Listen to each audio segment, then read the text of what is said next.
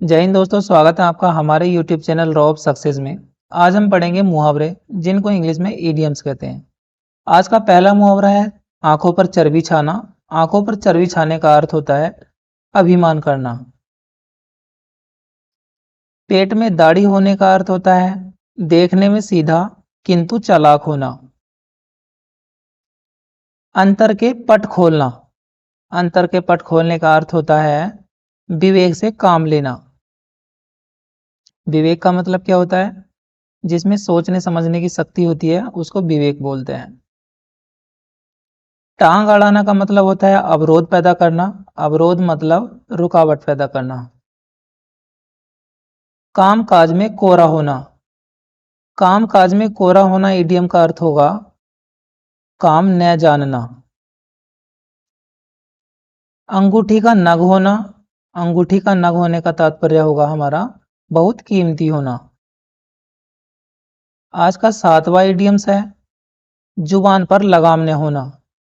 जुबान पर लगाम न होने का अर्थ हो जाएगा अनावश्यक रूप से स्पष्टवादी होना। एक होता है स्पष्टवादी होना, एक होता है अनावश्यक रूप से स्पष्टवादी होना।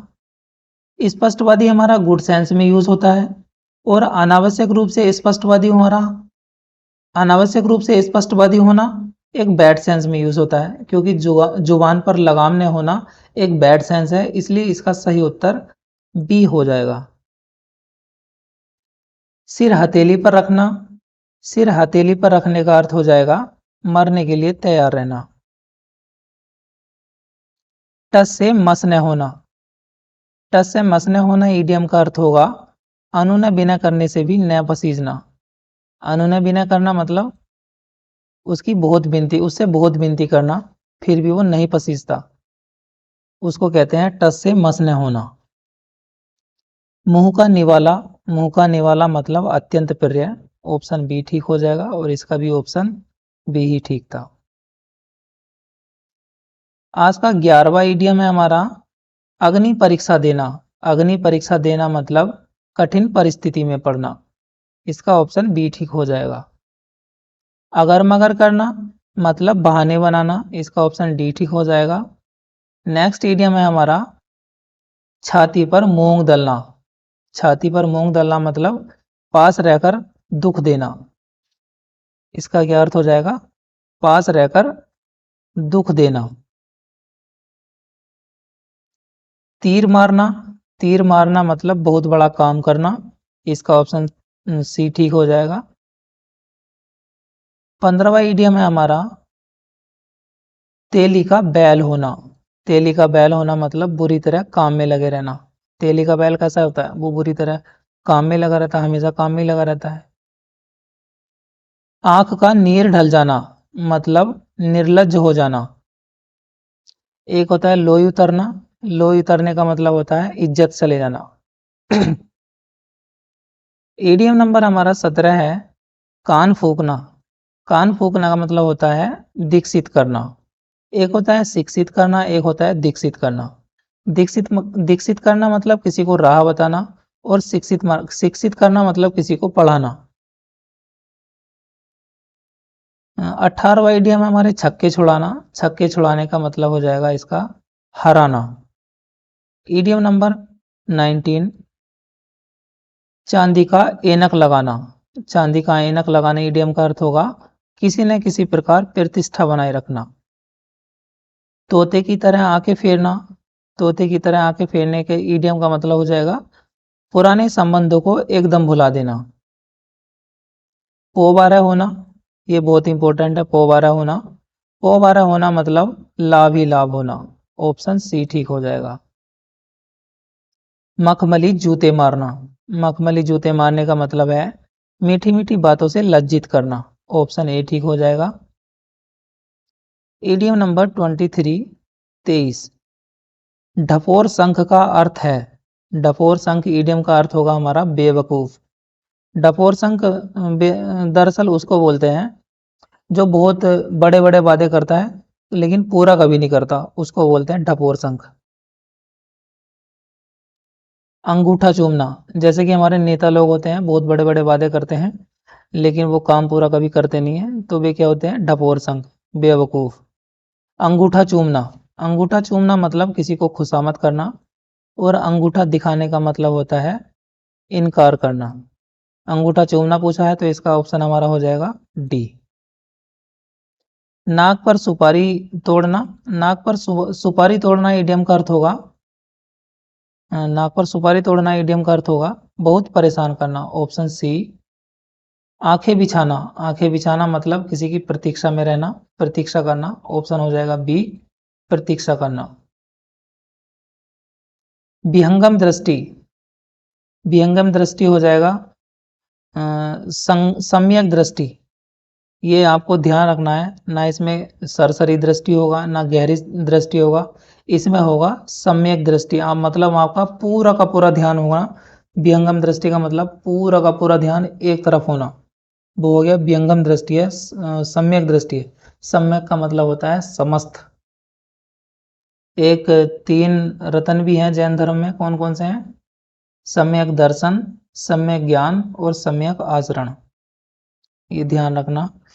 भयभीत होने के लिए सही मुहावरा है, भयभीत होने के लिए सही मुहावरा होगा आपका कलेजा धक धक करना। जब भयभीत होते हैं तो कलेजा कैसे करता है? धक धक। इसका ऑप्शन डी ठीक हो जाएगा। किसी वस्तु का आवश्यकता से कम होना, इसका सही मुहावरा क्या होगा? इसका सही मुहावरा हो जाएगा ऊँट के मुंह में जीरा। 5 उंगली घी में होने का मतलब क्या होता है? लाभ ही लाभ होना, चारों ओर से लाभ ही लाभ। ओस के चाटे प्यास न बुझना, इसका अर्थ होगा यदि आपका कोई गोल बहुत बड़ा है तो आपको प्रयत्न भी उतना ही बड़ा करना होगा, वरना आपको वो प्राप्त नहीं होने का। यही मतलब है ओस के चाटे प्यास न बुझना। एक अनार 100 बीमार का मतलब है एक ही वस्तु के पीछे बहुत सारे लोगों का होना। पुलिस के द्वारा की गई नाकेबंदी की वजह से डाकुओं की ऐसी तैसी हो रही है, ऐसी तैसी का मतलब होता है बुरी हालत हो रही है। इसमें नानी मरने का मतलब होता है, नानी मरने का मतलब क्या होता है? नानी मरने का मतलब होता है समस्त चीज बर्बाद हो जाना। जान के लाले पड़ गए, इसमें ये नहीं होगा, तरकीब काम नहीं कर रही, ये नहीं आएगा, इसमें केवल एक ही आएगा बी, ऐसी तैसी हो रही है, मतलब डाकुओं की बुरी स्थिति हो रही है। आधा तीतर आधा बटेर, इससे पहला वाला हमने क्या पढ़ लिया? 30 तक पढ़ लिया है, अब 31 चलेगा। आधा तीतर आधा बटेर मतलब बेमेल तथा बेढंगा होना। घाट घाट का पानी पीना, इसका हो जाएगा बहुत अनुभवी होना। टिप्पस लगाना, टिप्पस का मतलब होता है युक्ति, तो टिप्पस लगाना मतलब युक्ति लगा रहे हैं आप किसी काम को करने के लिए, मतलब सिफारिश कर रहे हैं कि हमें हमारा काम कर दो। टिप्पस लगाने का सही अर्थ हो जाएगा हमारा सिफारिश करना। मधु जहर का घूंट पीकर रह गई, रेखांकित मुहावरे का अर्थ है। जहर का घूंट पीना मतलब गुस्सा बर्दाश्त करना, क्रोध को नियंत्रित करना, इसका ऑप्शन बी ठीक हो जाएगा। 19-20 होना, 19-20 का मतलब होता है बहुत कम अंतर होना, इसका ऑप्शन ए हो जाएगा बहुत कम अंतर होना। चोली दामन का साथ है, चोली दामन का मतलब एक दूसरे पर निर्भरता, इसका ऑप्शन ए ठीक हो जाएगा। बढ़ते हैं अपने 37वें इडियम की तरफ। अंधे की लकड़ी, अंधे को एक लकड़ी का ही सहारा होता है, वो इसका एकमात्र सहारा होता है, इसका ऑप्शन हो जाएगा सी ठीक। अंडे का शहजादा, अंडे का शहजादा मतलब अनुभवहीन व्यक्ति। अंडा अभी दुनिया में आया हुआ भी नहीं होता है, तो उसको कोई अनुभव भी नहीं होता, तो वो कैसा होता है? अनुभवहीन भी, अनुभवहीन होता है। तो अंडे का शहजादा इडियम का सही अर्थ हो जाएगा अनुभवहीन व्यक्ति। आंखें बिछाना, आंखें बिछाना इडियम का अर्थ होगा प्रतीक्षा करना, ये शायद दूसरी बार आ गया है, आप ध्यान रखना इसका। आंखें बिछाने का क्या तात्पर्य होता है? प्रतीक्षा करना। कलम तोड़ना, बोलते हैं ना कि वो कलम तोड़ के लिखता है, कलम तोड़ना मतलब बहुत सुंदर लिखता है, इसका ऑप्शन सी ठीक हो जाएगा।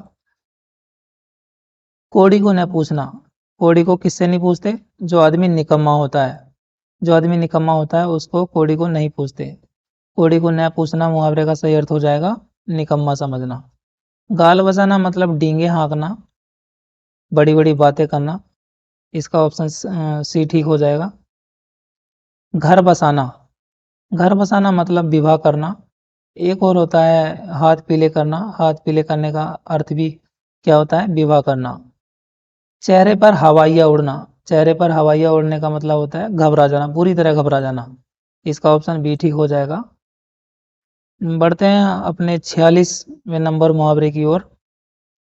ठन ठन गोपाल। ठन ठन गोपाल का मतलब होता है बिल्कुल कंगाल व्यक्ति।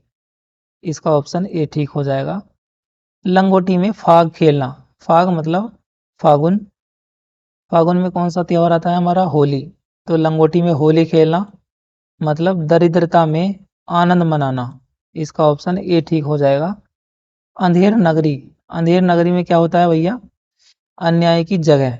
जहाँ अंधेर नगरी है वहाँ न्याय तो होता नहीं है, तो इस मुहावरे का सही अर्थ हो जाएगा अन्याय की जगह। द्रौपदी का चीर। द्रौपदी का चीर मतलब कभी न खत्म होने वाली वस्तु। इसका ऑप्शन हो जाएगा सी। जब दुशासन ने द्रौपदी का साड़ी खींचनी शुरू करी थी तो उससे वो कभी खत्म ही नहीं हुई थी। वो थक गया था लेकिन द्रौपदी का चीर कभी नहीं हुआ था। इसलिए इसका सही अर्थ हो जाएगा कभी न समाप्त होना। भगीरथी प्रयत्न। भगीरथी प्रयत्न मतलब असाधारण प्रयत्न। जब भगीरथ ने 1200 वर्ष तपस्या करी थी तब जाकर गंगा पृथ्वी पर आई थी। तो 1200 वर्ष तपस्या करना मतलब एक असाधारण प्रयत्न था। इसलिए भगीरथी प्रयत्न का अर्थ होगा असाधारण प्रयत्न। आज का लास्ट इडियम है हमारा कान का कच्चा होना। कान का कच्चा होना इडियम का अर्थ होगा सुनी बात पर विश्वास करना। आज के लिए इतना ही काफ़ी है दोस्तों। मिलते हैं अपनी नेक्स्ट वीडियो में। Thanks for watching.